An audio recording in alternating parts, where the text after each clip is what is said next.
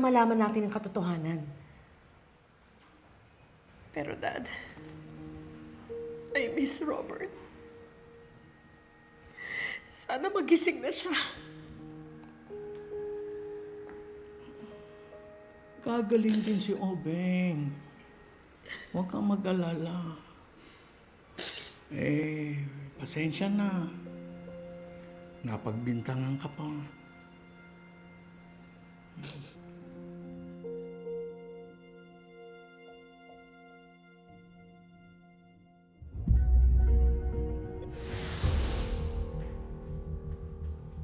Good morning po, ma'am.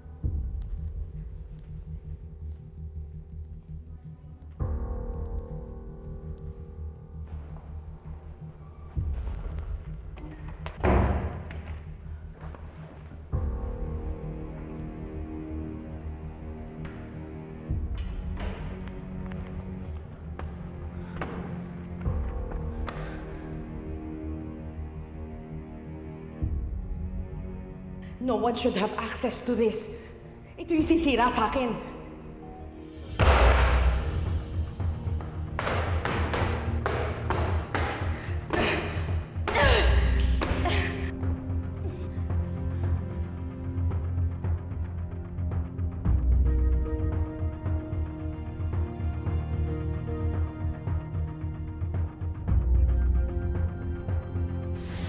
Akala mo, Lynette, mahuhuli mo ako. Walang makakaalam ng sikreto ko. Ay, hello, Doc. Nakita niyo si Dr. Santos? Ayun.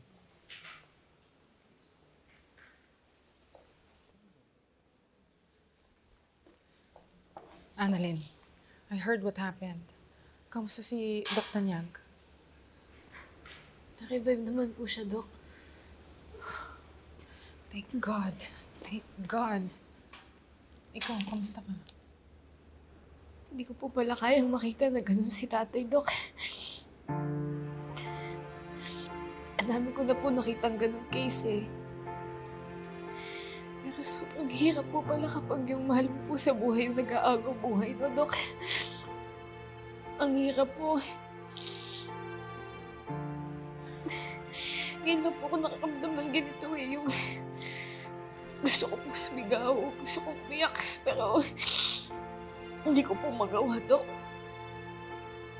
Takot na takot po ako mawala si tatay, Dok. Parang hindi ko po talaga kakayanin kung mawawala po si tatay. Lalo na po, kakaalam ko lang po na siya po pala yung tatay ko, tapos bigla na lang po siya mawawala agad. Alam ko yung nararamdaman mo. Pero alam mo ba, na nararamdaman niya ang presensya mo kahit comatose siya. Kaya lagi mo siyang dalawin. Kaya alam po, Dok, pinagbawalan po ako ni Zoe. Ha? Pareho kayong anak, Annalyn. Pareho kayong may karapatan. Ako po kasi yung sinisisi ni Zoe, Dok eh. Pero okay lang po. Intindihin ko po siya at saka susundin ko po yung gusto niya kasi alam ko po na hindi rin po magugustuhan ni tatay kung nag-aaway po kami, di ba? Tsaka, okay lang po kung di po ako makakabisita sa kanya. Basta pinagdarasal ko po na gumalik po si tatay agad.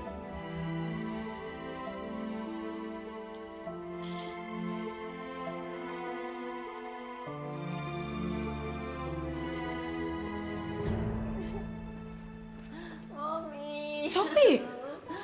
Mommy! Si Daddy nag-flatline siya kanina. What? He's revived, Mom. Lumalaban siya. Mommy, ayoko iwan tayo ni Dad. Gusto ko pa siya mabuhay, please. Anak, huwag kang mag-aalala, ha? Matagal pa nating makakasama ang dati mo, ha? We're going to create so many more beautiful memories with your dad. Huh? For our family.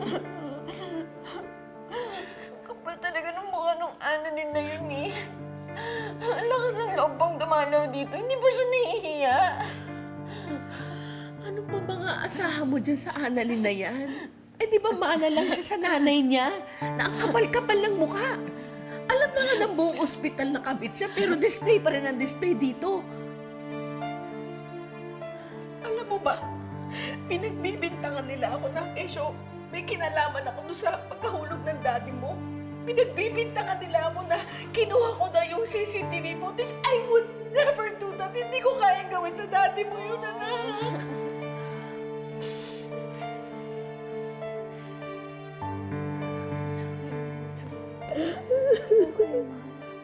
Alam ko naman hindi mo magagawa yan eh.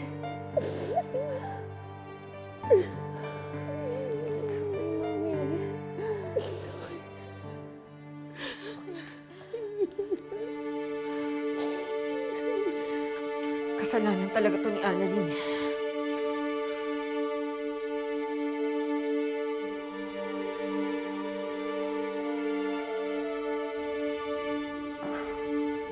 Sige, tawag na lang ako, ha? Okay. Sige.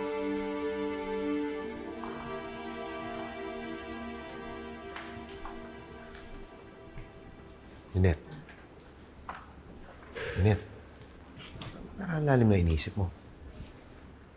Naisip ko lang, hindi kaya tinapon ni Ma'am Moira yung laptop? Eh kasi syempre kailangan niya dispatchahin yun, di ba? Lynette, hanggang ngayon ba yun pa rin iniisip mo? Hindi ka pa nakaka-move on dyan sa laptop na yan? Hirap kasing mag-move on eh. Eh kasi nakita ni Jose. Di ba Jose, nakita mo yung laptop dun sa bag ni Ma'am Moira, di ba? Oo. Nakita ko talaga. Sigurado ko. Kaya nga nagtataka ako kung bakit biglang nag-iba yung laptop mo sa bag niya eh. Naalala mo, di ba, bago tayo pumunta sa building, nabangga mo siya, nahulog yun. Nakita ko yun eh. Tapos, yun din yung sinasabi nung admin ng building na laptop. Oh. Josa, baka naman namalikmata ka lang.